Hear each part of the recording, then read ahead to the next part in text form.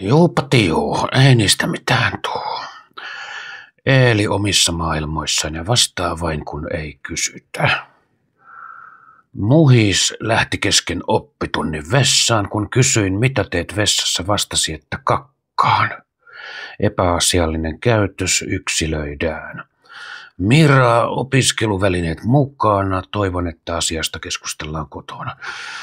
Riku ilmaisi rohkeasti itseään vuorovaikutustilanteessa ja sanoi tonnikalakastikkeen olevan paskaa. Sovittu keittiön kanssa, että ei enää jatkossa paskaa. Sini puhui tunnilla opettajan päälle, nyt päätä särkee. Okolla jatkuvasti käsipystyssä oppitunnilla asia käsitelty.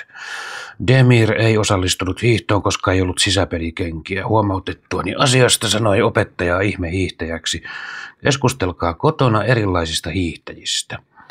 Jasmin osallistui aktiivisesti ruokailuun. Puutuin tilanteeseen. Oppilas sanoi, että meillä on biifi, vaikka ruokana kanakeitto ei tunnista ruokia. Ja lopuksi opettaja Hannu, hyvä tsemppi. Eiköhän tässä ollut filmaa tälle päivälle.